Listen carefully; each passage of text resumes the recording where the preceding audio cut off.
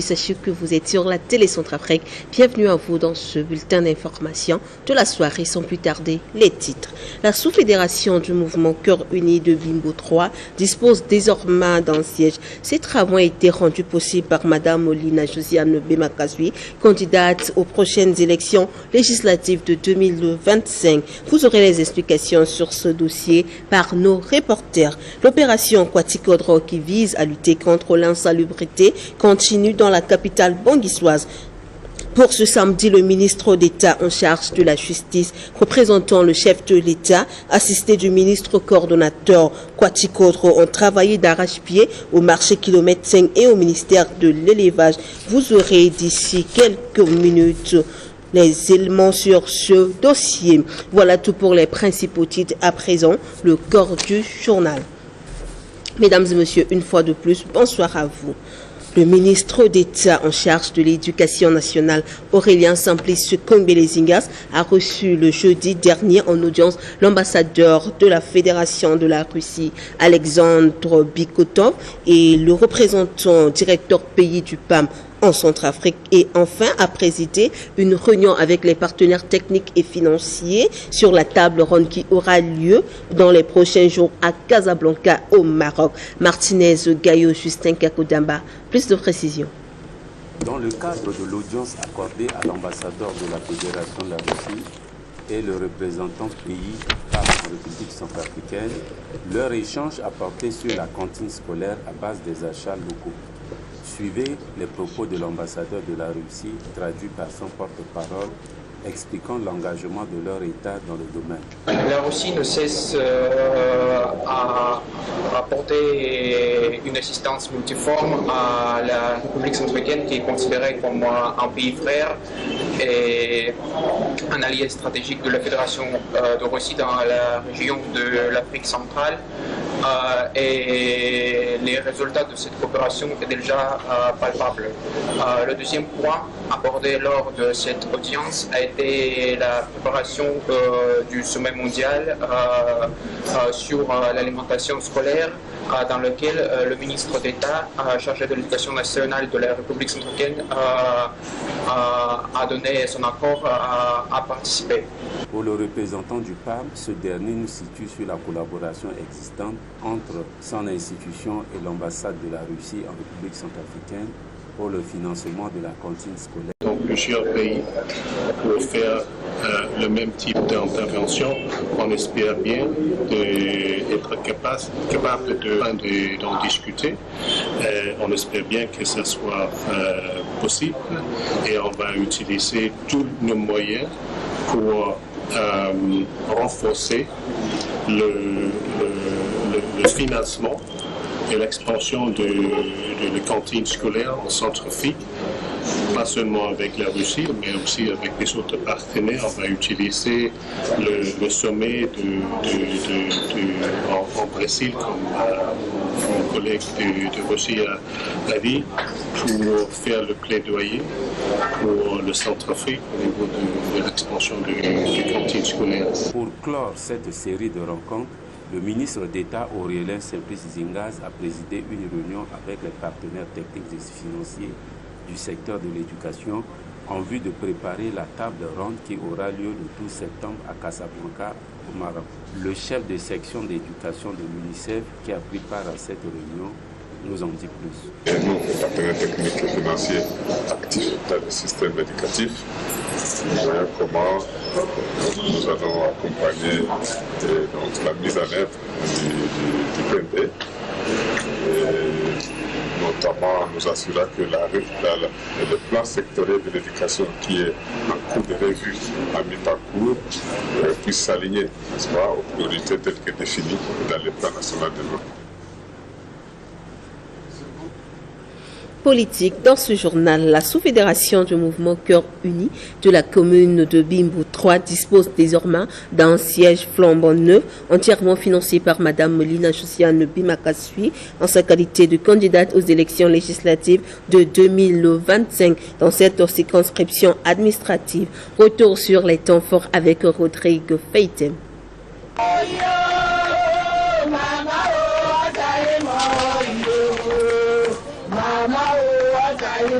C'est dans une ambiance festive marquée par des chants et danses exhibés par les femmes connexes de la sous-fédération du mouvement Cœur Uni, parti au pouvoir de la circonscription de la commune de Bimbo 3, et la cérémonie d'ouverture du siège du MCE de cette localité entièrement réhabilitée sur financement de Madame Lina Josiane Bemakasui, ministre en charge de l'action humanitaire, de la solidarité nationale et de la réconciliation, s'est déroulée en présence des autorités locales. En ouvrant le bal des allocutions, le président de la sous-fédération du mouvement Cœur Uni de la commune de Bimbo 3, M. Mwangé Pi Mensman, a adressé au nom de tous les militants et militantes de sa zone de juridiction ses vifs remerciements à l'endroit de leur candidate aux élections législatives de décembre 2025, Mme Lina Josiane Bemakasui, pour son appui multiforme ayant permis d'avoir ce siège qui servira désormais de cadre à leur réunion. Pour sa part, le superviseur général du mouvement Cœur Uni dans la commune de Bimbo 3, M. Symphorien Mapenzi, celui-ci a exhorté les militants, militantes, sympathisants du mouvement Cœur Uni, y compris la population de cette localité, à soutenir inlassablement la candidature de Mme Lina Josiane Bemakasui dans l'objectif de l'élire dès le premier tour au Parlement de la République. Intervenant à son tour devant l'auguste assistance, la candidate du mouvement Cœur Uni dans la commune de Bimbo 3, Mme Lina Josiane Bemakasui a promis de réaliser tous les projets de société exprimés par la population une fois que celle-ci sera élue députée de la nation. Après quoi se fut la cérémonie de remise d'ouverture officielle du siège en présence des autorités politico-administratives de cette circonscription administrative. Politique toujours. Le coordonnateur de la plateforme Ele Songo, M. Patrick Thierry Akolonza, a animé ce jour au restaurant Casablanca à Bangui une conférence de presse avec les professionnels des médias publics et privés sur les préparatifs des élections groupées de décembre et leur soutien à la candidature du président Faustin Archange Touadéra. Majorine Ngongo et Alvin Bambari pour plus de détails. Venu de plusieurs partis politiques pour prendre part à cette conférence de presse qui a pour but de soutenir la candidature du président de la République, chef de l'État, Faustin Archange Touadéra. Dans son propos liminaire, le conférencier a cité les grandes réalisations de la vision politique du président de la République et il en a profité pour lancer un vibrant appel à l'endroit des militants et sympathisants pour la victoire écrasante de la candidature de leur champion qui est Faustin Archange Touadéra au premier tour de l'élection présidentielle du décembre 2025. La plateforme Ele Songo a lancé un appel pour que tous ces militants et militantes se mettent en ordre de bataille puisque le président de la République a marqué son accord pour être candidat lors de la prochaine présidentielle de 2025. C'est pour nous une manière de nous réorganiser et de lancer officiellement les activités dans le but de la victoire écrasante du président de la République lors des prochaines élections. Bon, vous savez que je vous ai répondu dans la salle, mais je vais commencer par dire que en matière électorale, et nous sommes en politique. Quand on va aux élections, il y a des gens qui préparent la victoire, il y a des gens qui préparent les contestations, il y a des gens qui préparent même des doubles, parce que se sentant peut-être vaincus d'avance. Mais je pense que l'ANE aujourd'hui est une structure qui a été mise en place légalement en respectant les dispositions de la Constitution. Et comme j'avais dit, l'ANE peut avoir des déficits, peut avoir des failles, mais cela n'enlève pas à l'ANE sa crédibilité et sa capacité à organiser les élections. C'est une structure dédiée pour. Donc moi je pense que c'est de la bonne guerre. Nous on avance, nous de la majorité, mais tout en tenant compte des critiques, des observations de l'opposition. Mais l'opposition ne nous dit pas en quoi l'ANE n'est pas crédible. La suite de l'actualité, la plateforme centrafricaine des organisations de la société civile, CCM, a organisé au Centre de la mère et de l'enfant une rencontre d'échange avec les membres et partenaires consacrée à la présentation des principes des réalisations menées en République centrafricaine afin de renforcer la transparence et la collaboration avec les acteurs du terrain. Marielle Mukondi et Cheryl Malimbassa, compte rendu.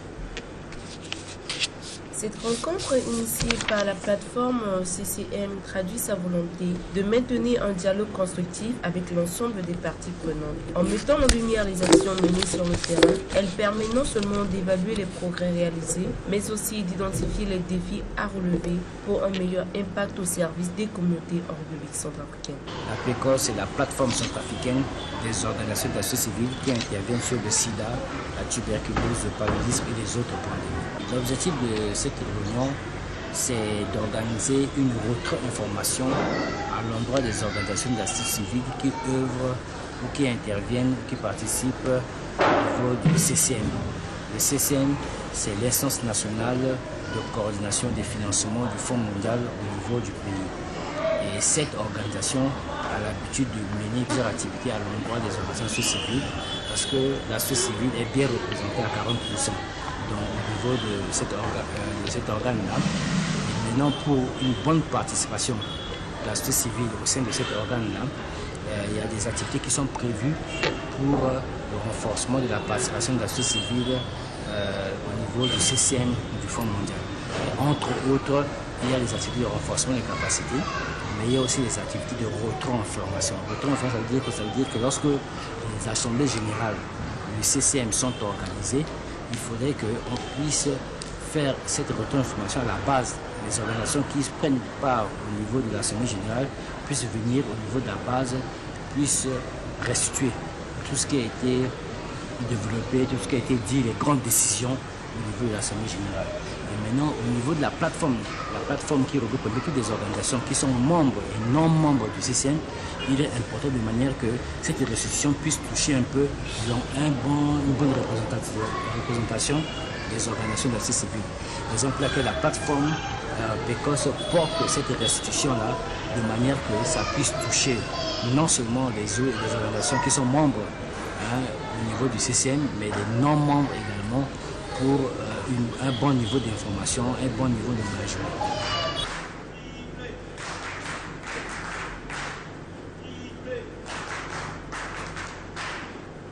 Autre fait de l'actualité, le renforcement de capacité des élèves de PK22 et ses environs pendant cette période de vacances en informatique et maniement de connaissances de langue organisée par l'ONG nationale La Persévérance située à PK22 route de Damara, ainsi la remise des certificats aux apprenants formés dans plusieurs filières a eu lieu ce samedi au siège de la dite organisation en présence des parents d'élèves, autorités locales ainsi que d'autres personnalités conviées. Nos reporters comme Angela Konda et Martinez Gayo nous en parlent. L'ONG nationale La Persévérance est une organisation créée en 2017, œuvrant dans plusieurs domaines. Son siège est situé à Liton PK22 de Damara. Pour cette vacance, elle a organisé durant 2 semaines le renforcement de capacité des élèves du secteur de PK22 et ses environs sur l'initiation en informatique, également en maniement et connaissance de langue. C'est ce samedi qu'a eu lieu la cérémonie de clôture de la première phase de cette séance de formation, couplée avec la remise des certificats aux apprenants, y compris ceux ayant suivi en amont la formation en couture, informatique et bureautique et assistant en santé communautaire. Suivez à cet effet le chargé de programme qui nous situe sur cette activité. Après les crises qu'a connues notre pays, nous, les jeunes, au niveau du PTD d'abord, dans le 6e arrondissement, on a essayé de voir les distances qui existaient entre ceux de PK km 5 et ceux du 6e arrondissement. Il y a maintenant des distances entre nous parce qu'entre-temps, on était ensemble, on jouait ensemble, on faisait des choses ensemble. Après la crise, maintenant, il y a maintenant division. On a eu cette idée maintenant de les rassembler en ce qui concerne la cohésion sociale, d'être ensemble, de vivre ensemble. Et l'idée était sortie à partir de cette cohésion sociale. Dans toute chose, il y a souvent des difficultés par-ci et là. Mais avec notre motivation, on a essayé d'envoyer des lettres d'abord au niveau des chefs de groupe, chefs de quartier environnants. Et maintenant, les chefs, à leur tour, ils ont fait des sensibilisations vraiment costauds au niveau de leur quartier. Et c'est ça qui a poussé la famille, les parents de ces enfants pour nous envoyer au niveau de notre centre afin de les inscrire pour la période de 2 semaines de formation. Et la prochaine étape, ce serait la formation en mathématiques pour ceux de la classe de 3e, seconde, première et terminale. Notons que d'autres activités identiques sont en cours de programmation et cette cérémonie est agrémentée par la présentation des différentes danses par les élèves ayant suivi la formation. De retour à Bangui, abordons après Faustin Akonche Touadéra. Les associations Touadéra Merci et Touadéra Nouvelle Génération ont travaillé dans les locaux du ministère des Affaires étrangères ce samedi 16 août 2025 en prélude au sommet des chefs d'État de la CEMA qui aura lieu dans les prochains jours à Bangui. Plus de précisions avec le directeur de cabinet intérimaire du 10 département Gaëtan Congo. L'association Touadéra Merci et Touadéra Nouvelle Génération vont venir accompagner les membres du cabinet du ministère des Affaires étrangères pour mettre, on va dire, un coup de propreté ici. Vous avez bien remarqué que il y a quelques semaines de cela, on a refait la peinture. Donc on est en train de, sous l'impulsion de Madame la ministre, de donner une nouvelle vision à la diplomatie. Et ça commence aussi par la propreté de notre environnement de travail. Parce que c'est très important pour que les employés puissent avoir un rendement efficace, qu'il soit dans les conditions propices. Et la propreté est l'une des premières conditions qui leur permettra, on va dire, de travailler dans de bonnes conditions et avoir un bon rendu. J'exhorte les Centrafricains à adhérer à ce principe-là, le principe de Kwasi Kodro, qui a été initié par le président de la République, chef de l'État, le professeur Faustin Akonche Touadéra, parce que c'est important que nous, Centrafricains, nous puissions aussi mettre la main à la pâte. On demande beaucoup au président de la République, qui en fait beaucoup, mais nous devons nous aussi faire ce que nous devons faire. Et ça commence aussi par le nettoyage.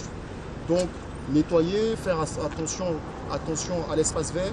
Et c'est aussi, je félicite au fait toutes les associations qui prennent de leur temps pour, dans cette initiative de Kwasi Kodro, parce que ça permet aussi à la population de faire attention à travailler, faire attention à la propreté dans la ville de Bangui.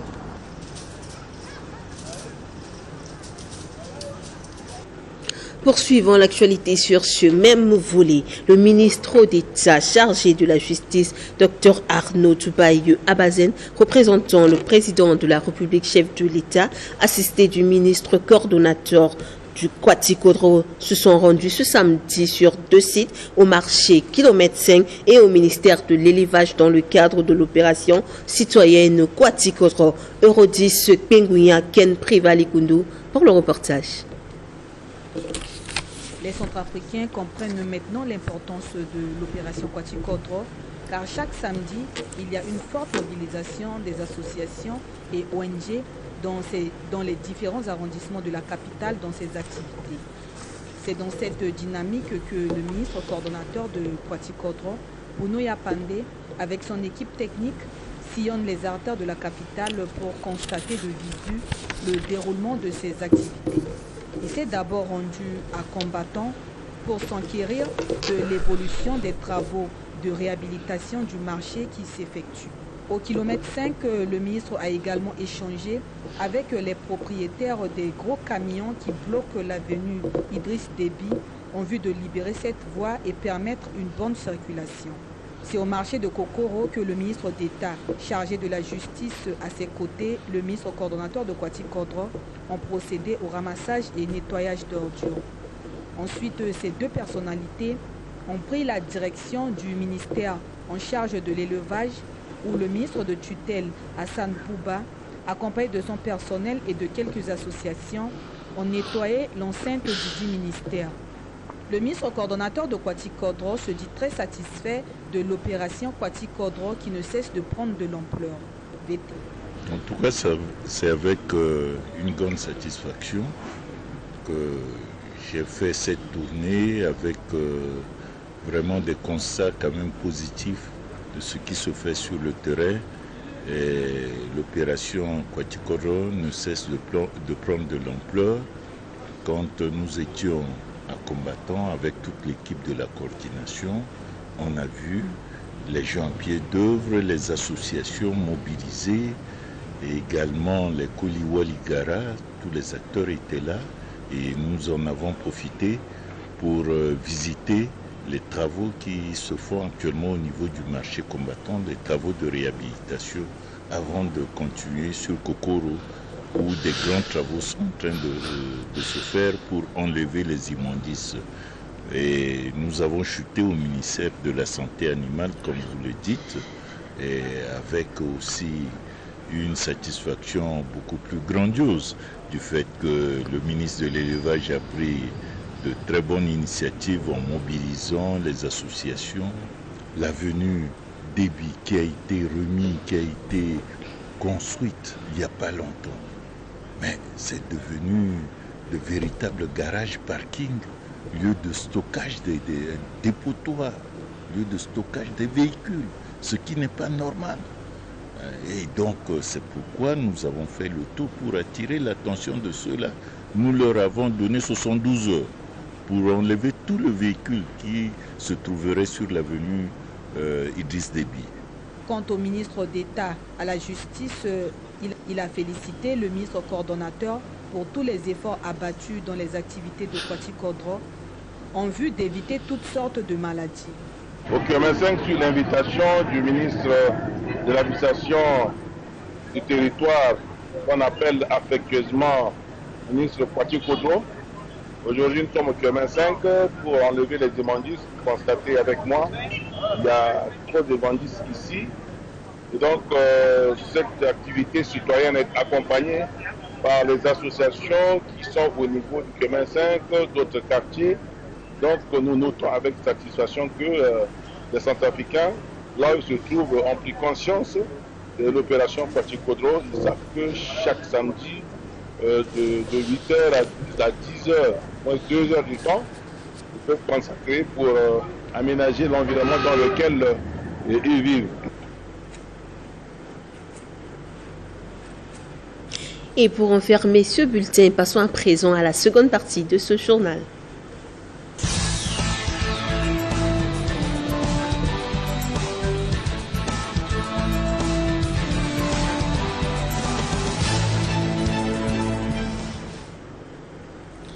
Une équipe du ministère de l'Agriculture et du Développement rural, conduite par M.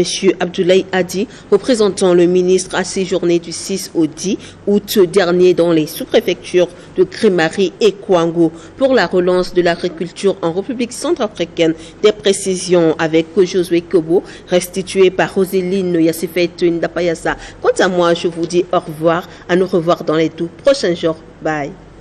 Cette mission est un de soulagement pour les caféiculteurs de Grimari et Kouangou.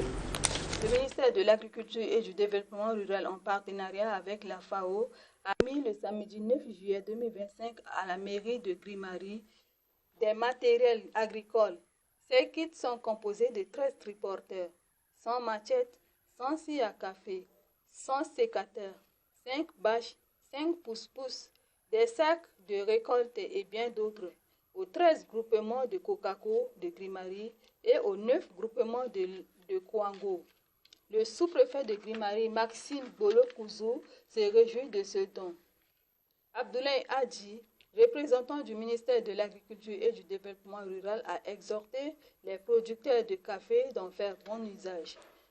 Ok, ça, ces gestes s'inscrivent dans la vision du gouvernement, parce que dans la vision du gouvernement, par rapport aux relances de l'agriculture, il y a une très grande priorité qui a été remise au développement des cultures de rente.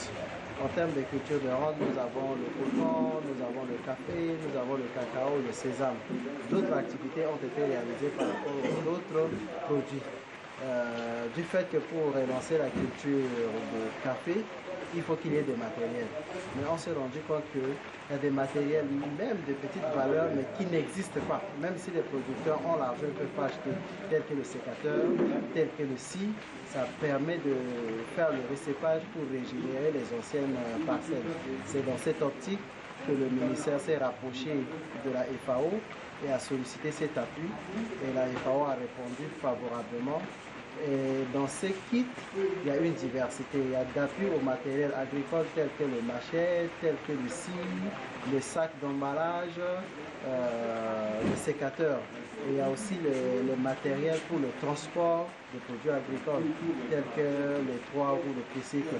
Donc, entre Grimari et Kwango, nous avons comptabilisé au total 13 kits pour appuyer la filière café.